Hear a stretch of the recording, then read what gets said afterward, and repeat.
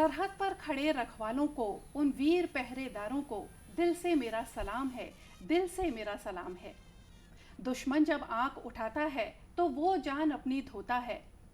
देश के उन रखवालों को दिल से मेरा सलाम है, दिल से मेरा सलाम है।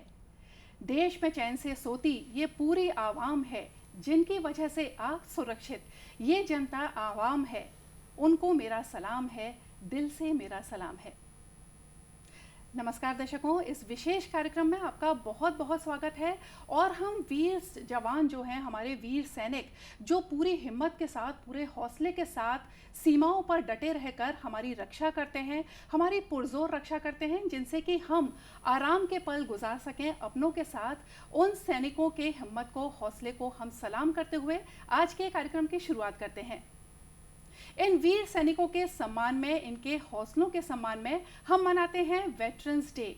ऐसे में साथियों, ये समझना बहुत ज़रूरी है देश के हर नागरिक को कि ये वेटरन्स डे क्यों मनाया जाता है, इसके पीछे ऐसी कौन सी भावना छिपी हुई है कि हम वेटरन्स डे मनाते हैं।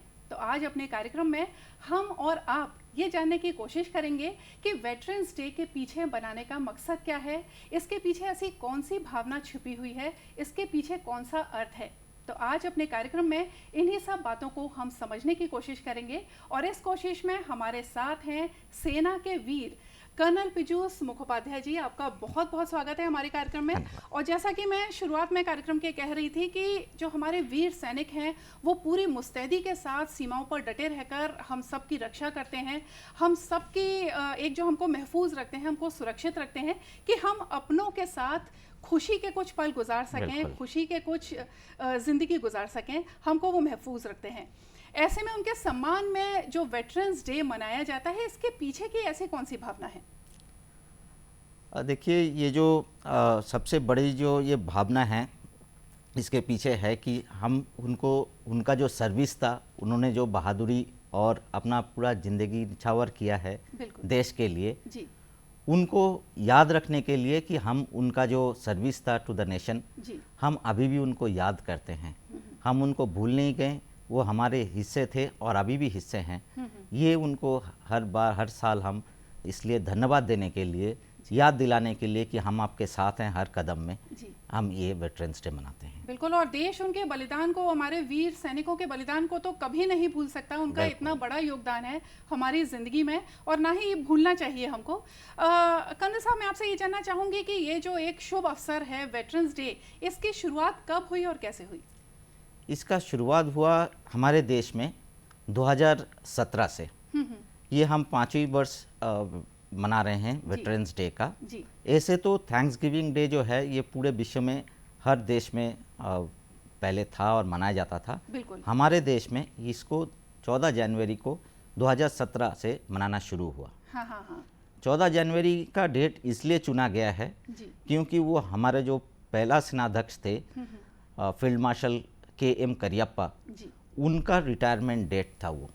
तो उसी डेट को हम ये उनको, उन्हीं का ये सर्विस जो था, एक धन्यवाद बोलने के लिए और बाकी जितने तमाम सेवानिवृत्त सैनिक है, अधिकारी है, सबको एक धन्यवाद बोलने के लिए ये कार्यक्रम शुरू किया है। जी, और बहुत ही सुंदर कार्यक्रम होता होगा।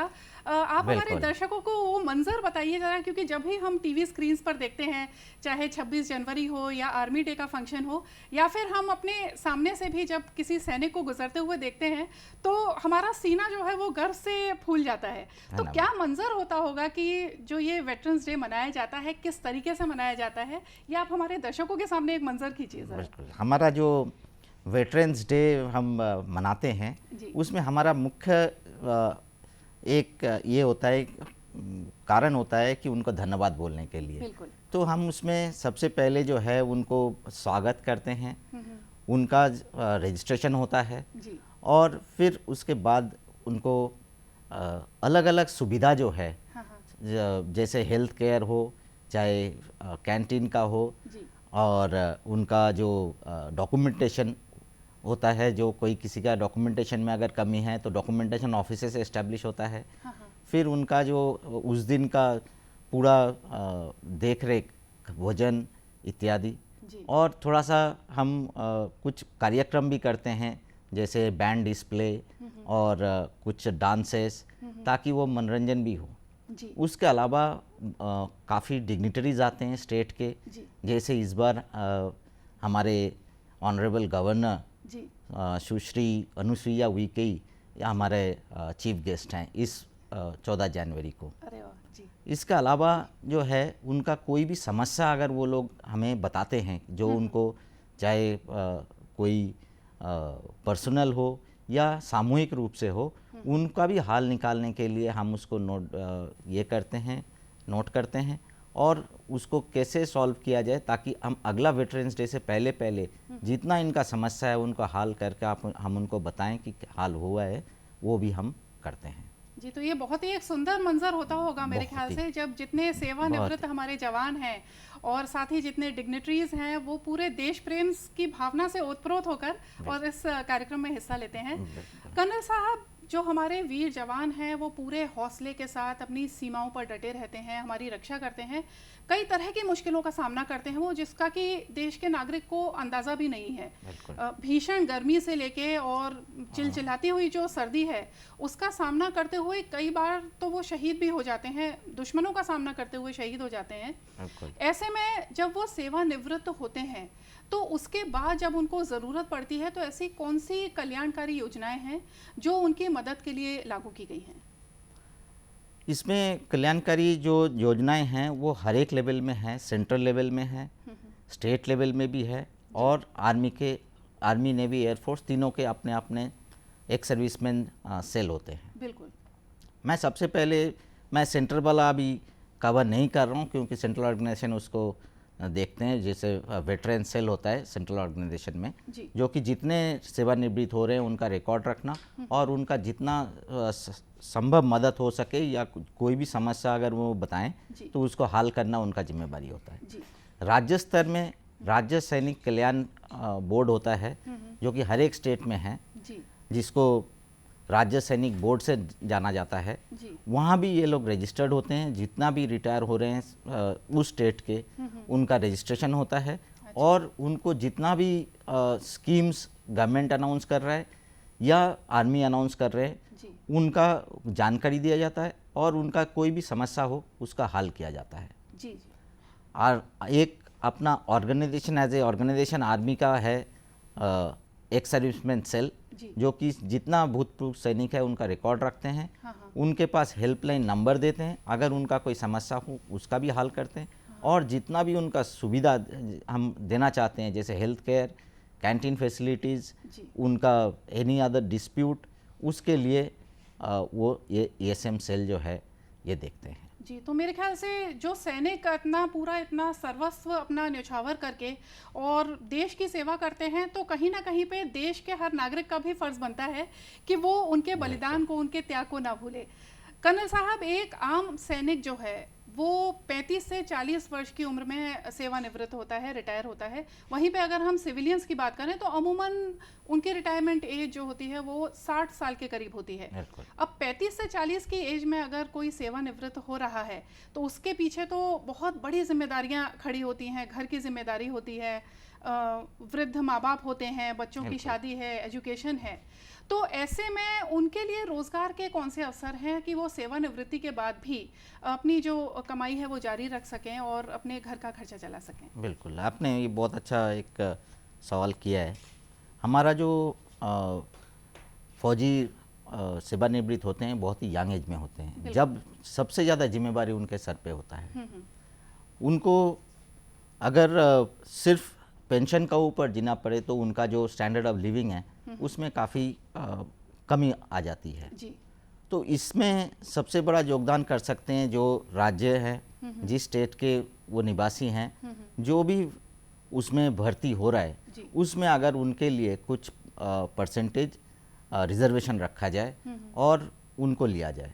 ऐसे भी जो एक सर्विसमैन होते हैं वो बहुत ही निष्ठावान होते हैं, बहुत ही ऑनेस्ट होते हैं और बहुत कर्मठ होते हैं। तो उनको अगर लिया जाए तो वो स्टेट के लिए भी एक फ़ायदेमंद है और एक सर्विसमैन का बहुत वेलफेयर होगा। दूसरा है जो सेंट्रल ऑर्गेनाइजेशन है जैसे रेलवेज़ हो गया या पैरामिलिट्री फोर्सेस हो गए, उसमें भी जब भर्ती होता है अगर लिया जाए जो कि अभी कोई रेलवेज ने भी अप्रोच किया है कोई जगह पर, हमारा जो वेटरन्स ब्रांच है, जो एक सर्विसमैन सेल है, कि हम उनका नाम भेजते हैं। अगर ये जारी रहे और ज़्यादा से ज़्यादा लिया जाए एक सर्विसमैन, तो इनका ये जो आपने समस्या बताया, इसका हल निकल सकता है जी। और ये एक बहुत अच्छी शुरुआत है, जैसा कि आपने बोला कि रेलवेज़ ने शुरुआत की है। मैं कहीं पे पढ़ रही थी कि कुछ मल्टीनेशनल कंपनीज भी हैं जो कि ये चाह रही हैं कि जो सेवानिवृत्त ऑफिसर्स हैं, जो सैनिक हैं, वो उनसे जुड़ के और रोज़गार के जो नए अवसर हैं वो तलाशें। और राष्ट्र निर्माण में उन्होंने जो सेवा में रहते हुए जो अपने राष्ट्र निर्माण में सहयोग किया, सेवानिवृत्ति के बाद भी वो राष्ट्र निर्माण में अपना सहयोग दे सकते हैं। ये एक बहुत अच्छी शुरुआत है।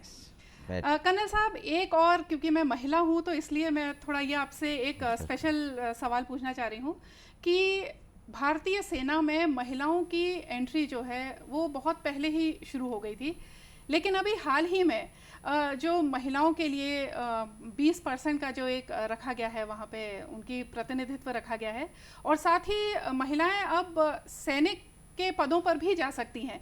तो ये सुखद जो शुरुआत है, जब महिलाएं नई नई उड़ानें भर रही हैं विकास के आसमान पर, इसके बारे में आप क्या कहना चाहेंगे? एक महिला होने के नाते मैं ज़रूर आपसे पूछूंगी। ये जो है एक बहुत ही अच्छा कदम सरकार ने उठाया है जी। और अभी सिर्फ एकदम शुरुआत से ही, जैसे सैनिक स्कूल्स हैं जिसमें पहले सिर्फ बॉयज़ आते थे, अभी उसमें भी 20% जो है गर्ल्स का शुरुआत हुआ है। अच्छा, ये तो बहुत अच्छी और शुरुआत है जी। आर्मी में तो, आर्मी ने भी, एयरफोर्स में पहले जो ऑफिसर काडर है उसके लिए तो शुरू हो ही गया था। अभी जो है सैनिक का भी भर्ती शुरू हो गया है। सबसे पहले जो सेना पुलिस कोर है उसमें 200 महिलाएं ट्रेनिंग की हैं अभी हाल ही में, और वो लगातार चालू रहेगा।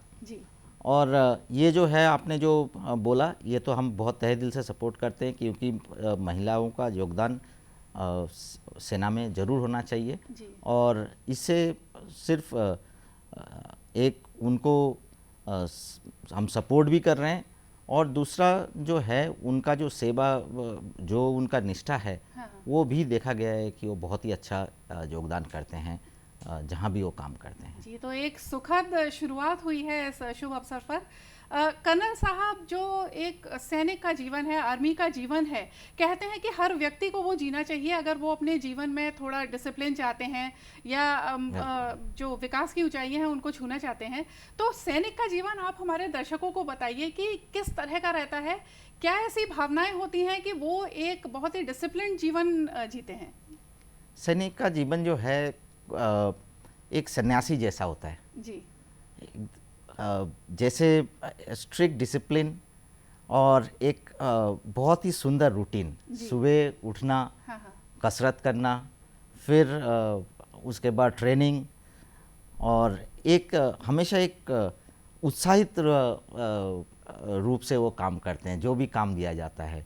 ये उसका कारण है कि जो हम ट्रेनिंग कराते हैं उसमें हम ये चीज़ भी डालते हैं कि हमेशा खुश रहना है, और जो भी हम काम करते हैं उसको पूरा उत्साह से करना है।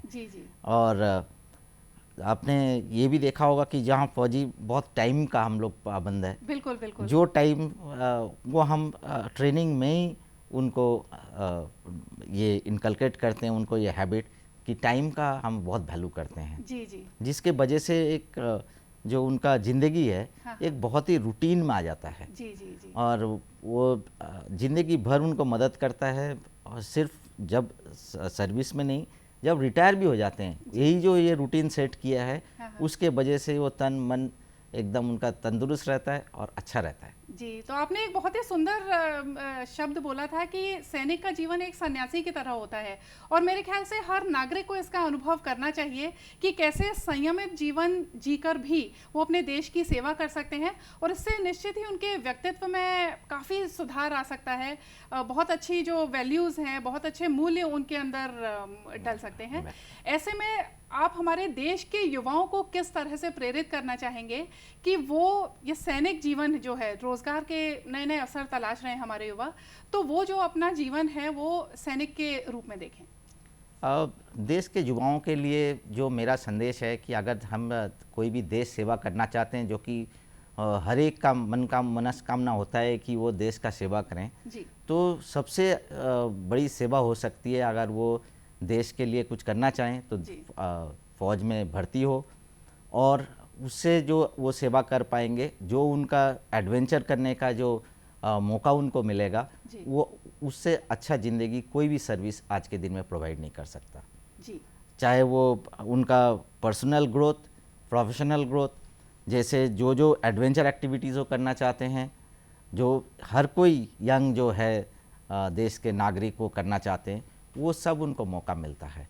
उसके अलावा जो है सेवानिवृत्त होने के बाद भी ये और ऐसा एक ऑर्गेनाइजेशन है जो उनको कभी नहीं भूलते हैं, और उनके जो योगदान सर्विस के दौरान रहे वो हम उसके बाद भी याद रखते हैं जी। और मेरे ख्याल से जो एक आर्मी की अपनी संस्कृति होती है, जो कल्चर होता है, वो बहुत ही सुंदर होता है, वो एक बड़ा अनूठा कल्चर होता है। तो इसके बारे में आप हमारे दर्शकों को क्या बताना चाहेंगे, किस तरह की संस्कृति होती है? हमारा संस्कृति जो है कि हमारे उसमें कोई भी रीजनलिज्म, कास्टिज्म या कोई भी मज़हब, सब हम एक ही, हमारा ये होता है कि हम फौजी हैं। बिल्कुल। हम यूनिफॉर्म में रहते हैं तो एकदम मिलजुल कर रहते हैं। आपको कभी पता ही नहीं चलेगा कि ये कौन सा जगह का है, कौन सा इलाके का है, या कौन सा मज़हब का है, कुछ भी नहीं पता चलता है। वो जो संस्कृति है वो सबसे बड़ा एक हमारा स्ट्रॉन्ग पॉइंट है कि हम बिल्कुल ही ऐसा एक संस्कृति डेवलप करते हैं हमारे ऑर्गेनाइजेशन में, दैट हम सब एक ही हैं और हम फौजी हैं। बिल्कुल, जो भारत की सुंदरता जो पूरे दुनिया में मशहूर है कि हर तरह की संस्कृति अंत में आके एक हो जाती है, तो वो आपको एक मेरे ख्याल से आर्मी के जीवन में देखने को मिलता है। आपने कार्यक्रम की शुरुआत में जो बताया हमको कि वेटरन्स डे मनाने के पीछे जो भावना थी कि उसी दिन 14 जनवरी को जो हमारे फील्ड मार्शल थे, जो देश के हीरे के रूप में जाने जाते हैं, फील्ड मार्शल करियप्पा, वो उस दिन रिटायर हुए थे।